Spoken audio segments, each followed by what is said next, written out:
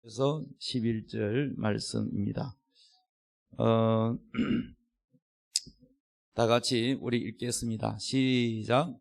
아침에 다시 성전으로 들어오시니 백성이 다 나오는지라 앉아서 그들을 가르치시더니 서기관들과 바리새인들이 음행 중에 잡힌 여자를 끌고 와서 가운데 세우고 예수께 말하되 선생이여, 이 여자가 간음하다가 현장에서 잡혔나이다.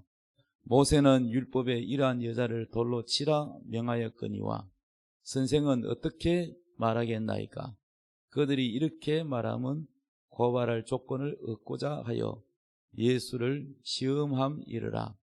예수께서 몸을 굽히사 손가락으로 땅에 서시니 그들이 묻기를 마지 아니하는지라. 이에 일어나 이르시되 너희 중에 죄 없는 자가 먼저 돌로 치라 하시고 다시 몸을 굽혀 손가락으로 땅에 서시니 그들이 이 말씀을 듣고 양심의 가책을 느껴 어른으로 시작하여 젊은이까지 하나씩 하나씩 나가고 오직 예수와 그 가운데 섰는 여자만 남았더라. 예수께서 일어나사 여자 외에 아무도 없는 것을 보시고 이르시되 여자여, 너를 고발하던 그들이 어디 있느냐? 너를 정죄한 자가 없느냐? 대답하되 주여 없나이다. 예수께서 이르시되 나도 너를 정죄하지 아니하노니 가서 다시는 죄를 범하지 말라 하시니라. 아멘. 오늘 말씀의 제목 따라합시다. 공의와 사랑의 하나님. 오늘 공의와 사랑의 하나님이라는 제목으로 함께 은혜를 나누고자 합니다. 우리가 하나님을 섬기고 예수를 믿는데 보이지 않는 하나님을 얼마나 알까? 우리가 남녀가 서로 사랑하고 이성교제를 할 때도 연애할 때 하고 결혼하고 난 뒤에 또 살아가면서 그동안 몰랐던 것을 많이 알게 됩니다. 그러면서 안 좋은 점이 많이 보이게 되면 또 서로 갈등이 일어나고 부딪히기 마련이죠. 그런 것처럼 우리가 모든 관계에 있어서 상대를 안다는 것에 대하여 얼마나 깊이 아느냐 하는 것은 우리가 결혼하신 분들은 다 이해할 겁니다. 그것이 다 아는 것처럼 다 알지 못해요. 계속 우리는 그것을 모르던 것을 알게 되고 발견해 가는데 우리 하나님을 섬김에 있어서도 우리가 하나님에 대하여 얼마나 내가 하나님을 잘 알까? 내가 하나님의 마음을 어떻게 헤아릴 수 있을까? 내가 하나님 마음을 얼마나 알까? 신앙생활을 오래 했다고 해도 하나님을 다 안다고 자부하는 사람은 별로 없습니다. 그래서 우리가 왜 성경을 읽어야 되느냐? 내가 하나님을 더 깊이 이해하고 하나님의 뜻을 알기 위해서 성경을 읽어야 되는 것입니다. 하나님을 깊이 알고 하나님의 뜻과 마음을 헤아리고 그 마음을 알려고 애를 쓰는 사람은 하나님을 사랑하는 사람입니다.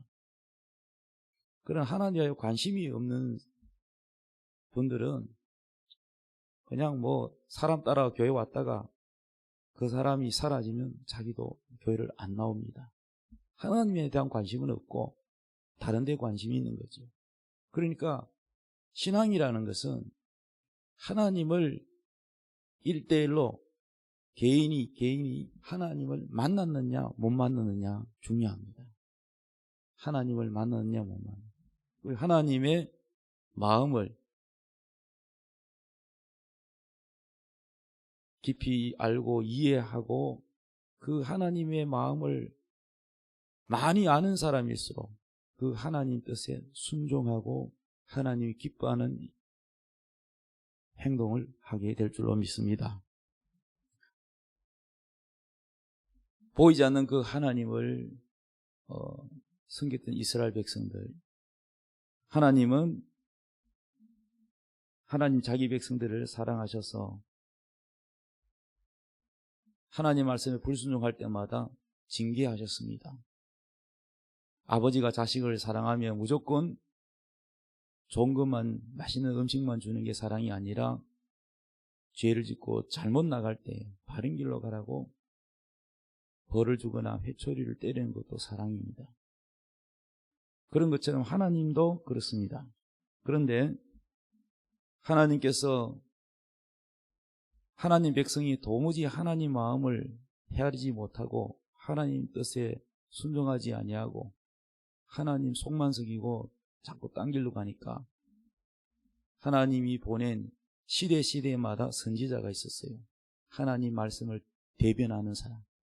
그러다가 하나님께서는 2000년 전에 하나님의 친아들이신 예수님을 이 땅에 직접 보내주셨습니다. 그래서 예수님이 이 땅에 오셔서 아버지의 마음, 아버지의 뜻을 직접 말씀하셨습니다. 그 중에 오늘 요한복음 8장에 있는 내용은 예수님이 아침에 성전으로 들어오시니까 백성들이 다 나왔습니다. 앉아서 그들을 가르치십니다. 예수님은 시간 날 때마다 아버지의 뜻을, 아버지의 말씀을 가르쳤습니다. 그랬더니 서기관들과 바리새인들이 음행 중에 잡힌 여자를 끌고 왔습니다. 음행 중에 잡혔으니까, 성행위를 하는 중에 잡혔으니까 옷이나 제대로 입었겠어요. 노출도 있고 창피스럽고 부끄럽죠. 부끄러운 것보다 더 무서운 것은 율법에 의해서 7계명 간음한 남녀는 돌로 쳐 죽이게 되어 있습니다. 하나님의 법에 그렇습니다. 그런데 이 여자는 이제 꼼짝없이 죽게 됐습니다. 그래서 율법에 의하면은 정인이 한 사람이 이 여자가 간음했다 이러면은 그 법정에서 죄가 성립이 안 됩니다. 왜냐하면 이 여자에게 원한이 있어가 미워가지고 누명을 씌울 수도 있기 때문에 정인이 두 사람이 있어야 돼요. 그래서 이 여자는 두 사람이 목격한 데서 음행 중에 그대로 잡혀왔기 때문에 꼼짝없이 피할 길이 없습니다. 율법에 의해서 돌에 맞아 죽을 수밖에 없는 그런 제사입니다. 그런데 이 서기관과 바리새인들은 종교 지도자들입니다. 성경에, 요즘 말하면 성경에 대한 박사고 그런 사람들입니다. 이 종교 지도자 서기관들과 바리새인들이 음행 중에 잡힌 여자를 어디에 끌고 왔냐? 예수님께로 끌고 왔어요. 왜 예수님께 끌고 왔느냐? 예수님을 어쩌든지 책잡기 위해서, 오늘 4절에 보니까 예수께서 말하되 그들이 말하기를 선생이여 이 여자가 간음하다가 현장에서 잡혔나이다. 모세는 율법에 이러한 여자를 돌로 치라 명하였거니와 선생은 어떻게 말하겠습니까? 그들이 이렇게 말하면 고발할 조건을 얻고자 하여 예수를 시험함이라. 고발할 조건을 누구한테 찾는다고요? 이 여자는 이미 이제 죽은 목숨이나 다름없습니다. 그런데 이 여자를 끌고 어디 왔냐? 예수님 앞에 끌고 왔어요. 예수님 앞에 왜 끌고 왔어요? 예수님을 고발하려고. 예수님은 아직 죄가 없는데 예수님이 이 여자에 대해서 어떻게 말하나 보는 거예요. 왜냐하면 이 서기관과 바리새인들은 율법을 철저하게 그 계명을 지키려고 노력하고 다른 사람들을 가르치는 사람들입니다. 종교 지도자입니다. 그런데 예수님이 평소 때 못마땅한 거예요. 왜? 예수님은 가만 보니까 이 계급에서 가장 낮은 가난한 사람과 또 죄가 보통 사람들이 죄가 많다고 하는 그 당시 시대에 로마 앞잡이, 로마 지배 시대니까 로마의 앞잡이, 세금 거두는 사람, 세리들, 또는 창기들, 이렇게 누가 봐도 죄가 많은, 깨끗하지 못하는 그런 사람들에게 다가가서 복음을 전하고 병을 고쳐주고 그들과 같이 식사도 하고 이러니까 거룩하고 정결하지 못한 그 예수님 못마땅하고, 또 안식일 날은 절대로 일을 해서는 안 되는 거예요. 불도 피우면 안 되는 거예요. 하나님의 계명이 그래요. 그래서 안식일 날 거룩한 날이기 때문에 이 날은 자기 집에 있는 소도 일하면 안 되고 자기 집에 있는 하인들이나 그 누구도 일을 해서는 안 된다. 그런데 예수님은 안식일 날 아픈 사람 병을 다 고쳐주고, 이러니까 이제 이 서기관 바리새인들이 그 예수님이 못마땅한 거죠. 우리 교리하고는 안 맞다. 우리 하나님의 율법에 지키지 않고 또 바리새인과 서기관들을 따르던 그 많은 사람들이, 하류급 사람들이 예수님을 얼마나 많이 따라하는지 몰라. 예수님을 따라다니면서 말씀을 듣고 병 고침을 받고 예수님을 따르니까 영적인 시기 질투도 있었던 겁니다. 그들의 기득권이 빼앗긴 것이란 미움도 있었던 겁니다. 그래서 여러 가지를 이러한 문제점 때문에 예수님에 대하여 못마땅하게 싫어했는데, 이 여자를, 가늠한 여자를 데리고 예수님 앞에 세운 이유는 뭐냐? 예수님이 어떻게 말하느냐? 잘못 말하면, 율법에 대하여 이거를 어기게 말하면 예수를 고발해서 예수를 어쩌다 하는지 감옥에 넣든지 그를 피해를 주기 위한 어떤 그런 괴락으로 음모를 가지고 이 여자를 끌고 온 것입니다. 자, 율법에는 어떻게 했다고요? 율법에는 이 여자를 돌로 치라고 되어 있죠. 그랬더니 예수님께서 이렇게 말씀했습니다. 너희 중에 죄 없는 자가 먼저 돌로 치라. 예수님은 율법을 어기면서 그래도 불쌍하잖아, 살려줘, 이렇게 하면은 예수님이 고발을 당하게 됩니다. 왜냐하면 율법을 어기기 때문에. 근데 예수님이 어떻게 말하나 하고 많은 사람들이 거기서 예수님 입을 보고 있었는데, 예수님이 하시는 말씀이 너희 중에 죄 없는 자가 먼저 돌로 치라, 이렇게 말씀하셨습니다.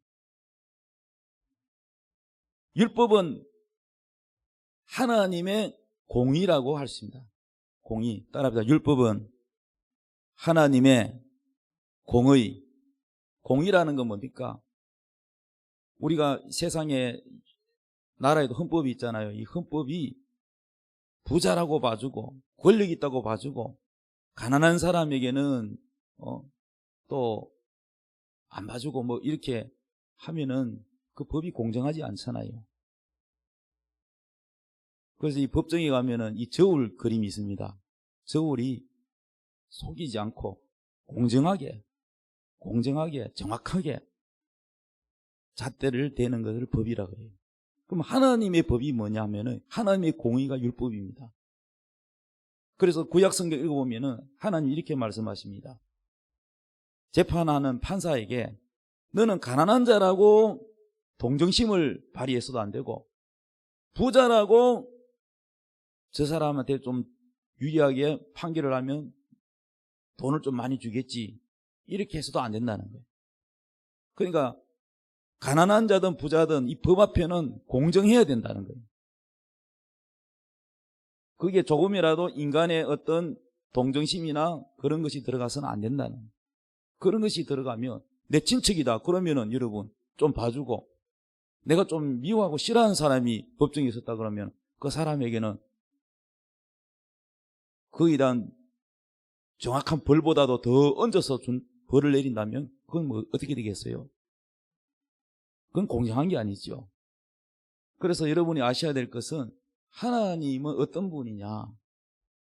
성경을 읽어보면 하나님에 대한, 하나님을 우리가 알아가는데 하나님은 공의의 하나님이라는 거예요.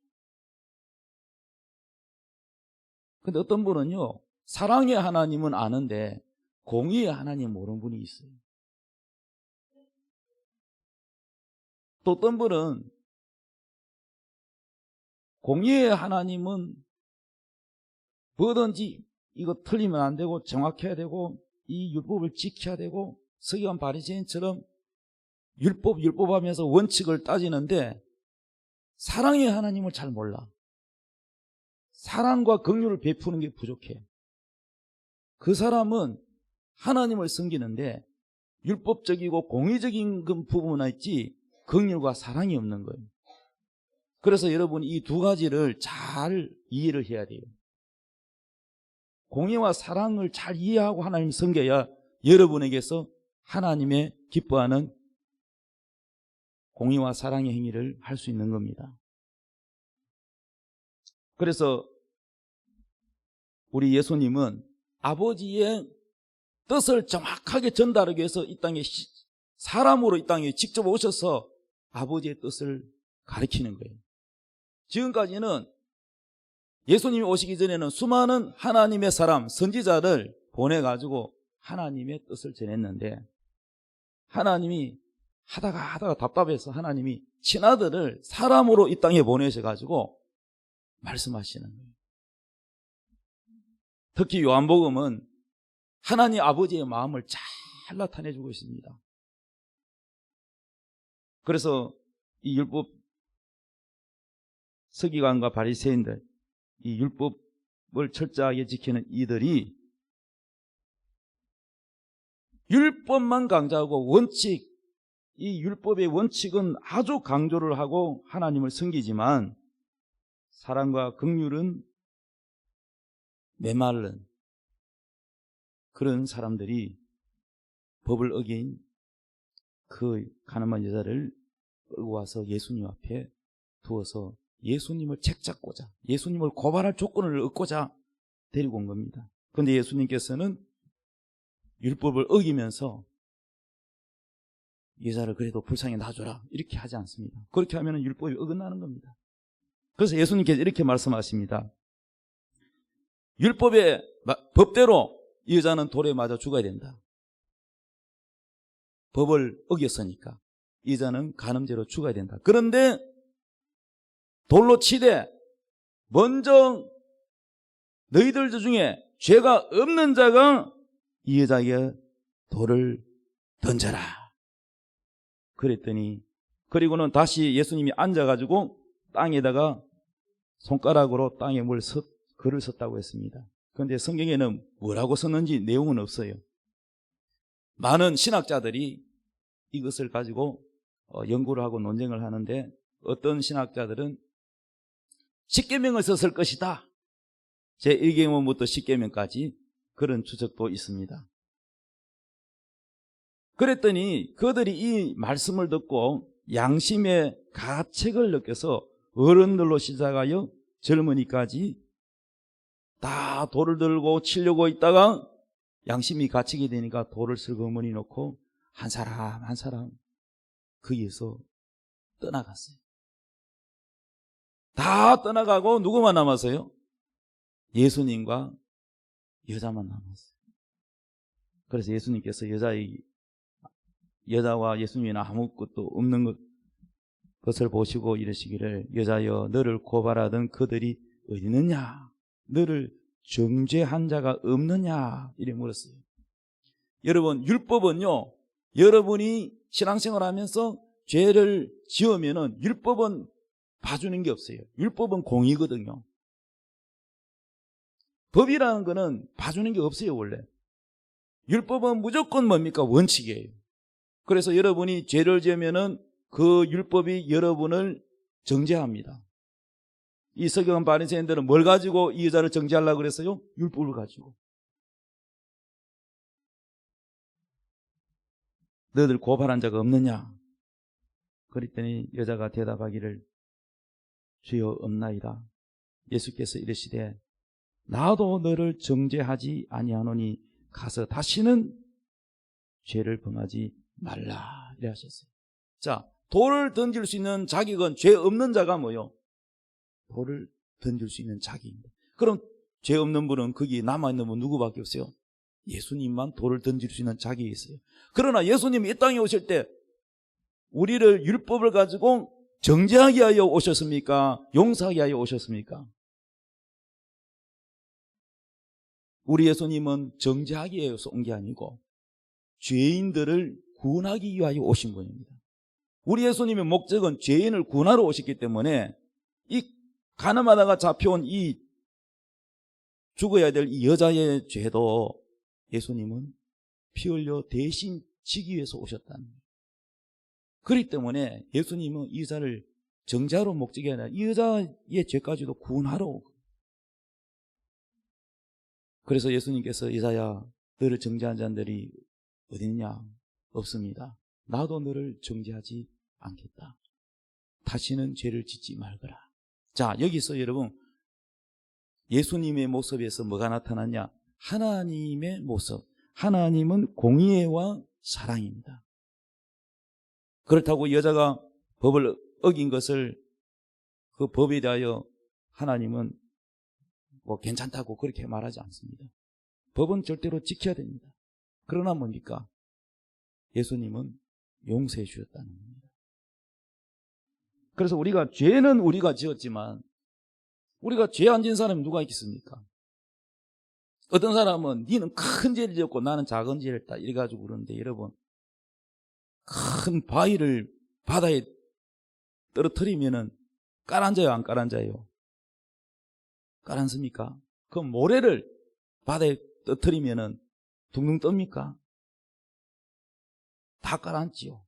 큰 죄나 작은 죄나 죄는 똑같은 죄입니다.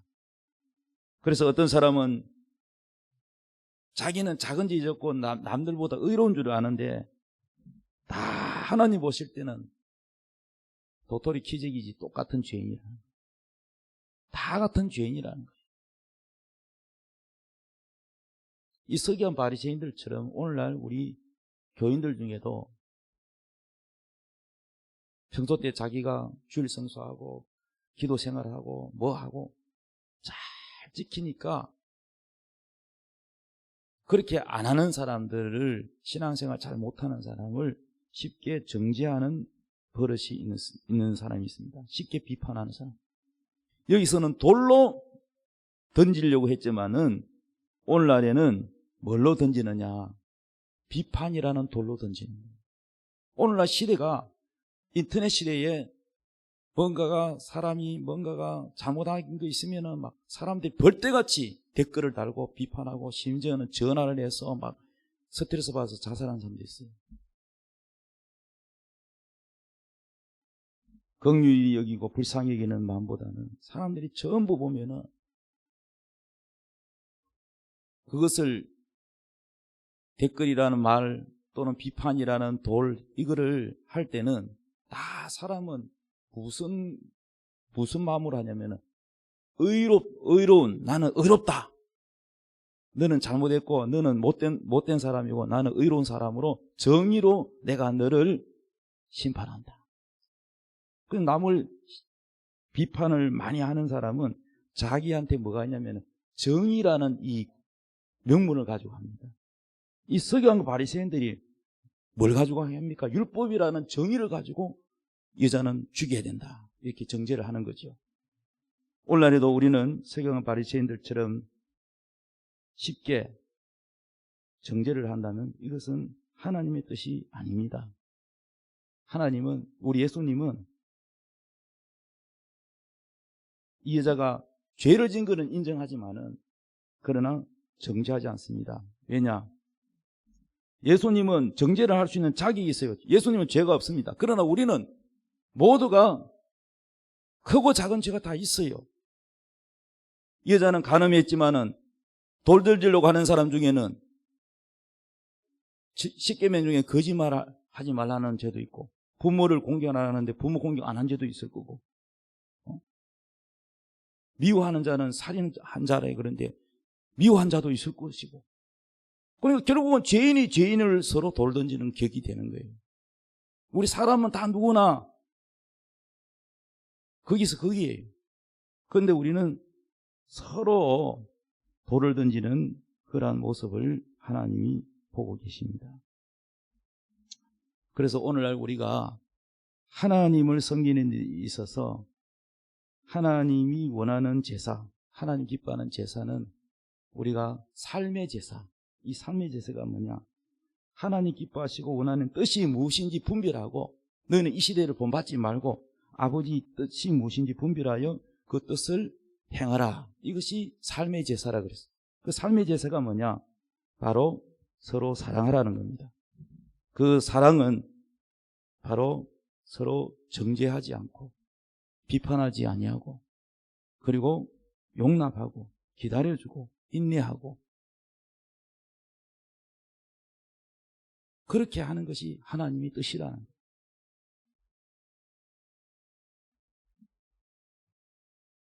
또 하나는 죄를 너무 쉽게 생각하는 사람, 하나님의 거룩한 성전으로 살아가는 하나님의 자녀가 음란하고 거짓말 밥 먹듯이 하고 약속 안 지키고 이웃에게 피해를 주는 그런 사람은 이 죄에 대한 무감각입니다. 거룩함이 없는 거예요. 그렇기 때문에 여러분, 우리는 이 두 가지 하나님의 공의를 어기지 않고 정직하게 하나님의 법대로 살려고 그렇게 해야 됩니다. 거기에 대한 자기 자신에 대해서는 율법의 잣대를 대고, 남에게는 율법의 잣대를 대지 않고 긍휼의 잣대를 대는 것이 좋은 것이라고 생각합니다. 자기가 율법의 잣대로 내가 이렇게 바르게 사니까 너는 왜 그렇게 못 사느냐, 이런 비판과 정죄로 살아가는 것이 이 서기관과 바리새인들의 모습입니다. 그 반면 그렇게 살지 못하고 늘 하나님의 법을 어긋나 방탕하게 사는 사람, 이 가늠한 여인입니다. 성도 중에 이 두 가지가 있습니다. 서기관과 바리새인에 속한 성도, 또 가늠하다 잡혀온 이러한 성도, 하나님의 뜻에 어긋난 줄 알면서도 하나님의 말씀과 어긋나게 방탕하게 사는 성도. 여러분은 어느 쪽입니까? 서기관과 바리새인입니까? 아니면 이 가늠한 여인과 같이 부끄러운 죄를 짓고 고기 들 수 없는 사람입니까? 우리는 이 둘 다 하나님이 기뻐하는 모습이 아닙니다. 이 예수님께서는 가늠한 여인을 향해서는 내가 너를 정죄하지 않을 테니 다시는 죄를 짓지 마라 하시는 것처럼 여러분에게 정결하게 살 것을 말씀합니다. 돌을 던지는 서기관과 바리새인처럼 남을 쉽게 비판하는 사람을 향해서 주님은 네가 돌 던지려면은 네가 죄가 없거든 돌을 던지라, 이렇게 말씀합니다. 우리는 돌 던질 자격이 없는 것입니다. 그래서 성경은 말씀합니다. 비판하지 말라. 비판함으로 인하여 너희가 비판을 받을 것이요 헤아림으로 도로 헤아림을 받으리라. 할렐루야. 하나님의 사랑은 헤아림입니다. 얼마나 그 사람이 사랑이 많으냐에 따라서 그 사람이 사랑이 많은 사람은 헤아리는 폭이 넓은 거예요. 그리고 인내하고 기다리는 겁니다. 헤아림이 없는 사람은 절대 넘어가지 않습니다. 그냥 넘어가지 않는다. 일일이 그것을 다 정죄를 합니다. 틀린 거 하나하나 다 집어내고, 가정에서나 어디서나 여러분 그리스도의 사랑을 나타내시기 바랍니다. 하나님 아버지가 원하는 것이 무엇이냐? 하나님은 두 가지입니다. 공의와 사랑, 이 두 가지가 다 필요합니다. 미국에 실제로 있었던 얘기입니다. 어떤 노인이 배가 너무 고파서 며칠간 굶었어요. 그래서 빵가게 지나가다가 배가 너무 고파서 그 빵을 지니려 놓은 것을 훔쳐 먹었어요. 자기도 모르게 배고프면 그냥 훔쳐 먹었어요. 그랬더니 그 빵가게 주인이 그 노인을 경찰에 신고해가지고 법정에 넘겨버렸어요. 그래서 법정에서 판결을 받는데, 그래서 이 판사가 물었습니다. 왜 빵을 훔쳤습니까? 그랬더니 돈이 없어서 맨날 며칠 굶으니까 너무 막 배가 고파서 나도 모르게 훔쳤습니다. 제가 죄를 지었습니다. 자기 죄를 시인하고 부끄러워하고 그런 모습을 반성하는 모습이 보였습니다. 그리 판사가 판결하기를 아무리 배가 고파도 도둑질한 것은 잘못입니다. 아무리 배가 고파도 도둑질한 것이 그것을 합리화시킬 수는 없습니다. 그래서 벌금을 몇 달러라고 이제 이렇게 판결을 했습니다. 그러고 난 다음에 이 판사가 이 법에, 헌법에 의해서 봐줄 수 없잖아요. 그러나 이 판사가 하나님을 섬기는 사람이에요. 이렇게 말했습니다. 이분이 죄를 지었지만은 우리 도시에 이렇게 배고픈 사람이 있는데도 신경 쓰지 않고 돌보지 않은 나도 잘못이 있습니다. 그 벌금으로 나도 벌금을 내겠습니다. 그러니까 몇 달러를 내놓으면서 여기에 계신 분들 중에서 저와 같은 마음으로 동참하실 분이 있으면은 이분을 위해서 기부하십시오. 그랬더니 많은 사람들이 돈을 내는 거예요. 그래서 모자를 벗어가지고 다 돌려서 거기에 그 노인들이 불쌍하다는 마음으로 그 돈을 내서 그 모아진 돈으로 벌금을 내고 나머지 돈으로 충분하게 살아갈 수 있도록 그렇게 해결이 됐습니다. 그 판사가 존경을 받아서 소문이 나서 나중에는 그 시장이 되고, 예. 그리고 그 공항 이름도 그 판사 이름으로 따서 공항 이름을 지금도 그 이름이 내려오고 있다고 합니다. 그리고 이 판사에게서 무엇을 볼 수 있냐면은 법은 절대 어기지 않는 공의가 있습니다. 또 하나는 뭐냐? 사랑이 있는 거예요. 긍휼이 있는 거예요. 이것을 하나님이 원하신다는 거예요. 하나님이 우리가 원하는 건 뭐냐? 공의를 행하라는 겁니다. 공의와 사랑을 행하라는 겁니다. 그래서 예수 믿는 상인들은 절대로 속여서는 안 됩니다. 유튜브 보니까 수산시장에서 생선을 파는데 우리 회센터 가면 번호가 쫙 있잖아요. 1번, 2번에가 쫙 있는데 키로에 얼마 이렇게 하잖아요. 생선마다 가격이 다 다르죠. 그럼 저울에다가 바구니를 이렇게 생선을 담아가지고 그렇게 할 때에 저울을 일반 사람도 모르게 갑자기 속이는 수법이 여러 가지가 있더라고요. 그래가지고 이 바구니에 이렇게 또 올려놓고는 손으로 이렇게 이게 생선이 막 퍼덕거리니까 이거 떨어지지 않게 잡는 척 하면서도 살짝 눌리면은 이게요 몇 그램이 내려갑니다. 또 바구니에다가 물이 이렇게 좀 깔리잖아요. 담으면서 그 물무기가 있는 게 있고요. 또 저울에다가 축에다가 테이프를 감아가지고 바구니에다가 살짝 거기 이 봉에다가 저울 전자저울의 봉에 그게 살짝 걸치면요. 그게 몇 그램이나 가벼워진대요. 그게 돈이 몇만이 왔다 갔다 하는데. 이렇게 속이는 사람이 있어가지고 그거를 예리하게 찾아내는 또 유튜버가 있어요. 그래가지고 요즘은요 잘못되면은 다 인터넷 떠버려요. 소문나버려요. 그래서 거기 이제 소문나면은 그 회사 정직하게 살아가는 사람한테 피해가 가는 거예요. 야, 그 회센터 가지 마라. 정신만 사기꾼들이다. 이러니까 그 상인들이 몇 번 가게가 속여가지고 우리까지 피해봤다. 이래가지고 얼마나 그거 되겠어요. 그래가지고 이제 그 자체 내에서 살아남기 위해서 그 가게를 3개월 정지를 시켰다. 이제 막 우리가 그런 거 없도록 우리가 스스로 단속하고 그렇게 하고 있으니까 사과를 하고 공개 사과를 하고 막 그런 것을 보았습니다. 얼마나 속임수가 많은지 몰라요. 자, 우리 예수 믿는 사람 그러면 안 되겠지요. 좀 더 서로 이 경쟁 사회에서 물론 우리가 먹고 살기 힘들겠지만은 하나님은 속이는 저울은 미워하셔도 정직한 저울은 기뻐하십니다. 정직하지 못하게 해서 부자로 사는 것보다 정직하게 살아서 차라리 가난하게 사는 것이 더 행복한 것이다. 이렇게 말씀합니다. 우리 예수 믿는 사람 두 가지를 꼭 기억해야 됩니다. 하나님의 공의, 또 하나는 뭐요? 공의만 너무 주장하지 마십시오. 나의 공의로움으로 남을 정죄하고 돌 던지고 비판하는데 너무 혈안이 되지 마십시오. 남들이 다 돌 던지고 비판의 댓글을 단다고 해서 같이 그렇게 세상 사람과 똑같이 살아서는 안 됩니다.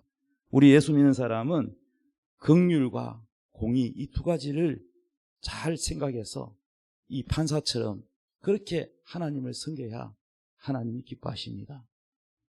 내 자신에 대해서는 공의의 잣대를, 남에게는 공의의 잣대로 돌 던지지 말고 사랑과 긍휼의 잣대를 대는 여러분 되시기를 예수님의 이름으로 축복합니다. 자, 이 시간 우리 다 같이 찬송 91장 찬송하시면서 하나님 앞에 귀한 예물 드리겠습니다.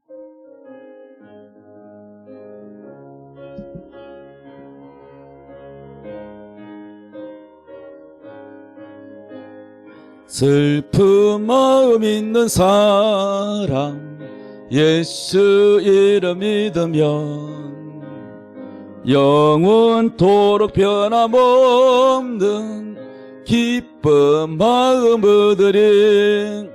예수의 이름은 세상의 소망이요 예수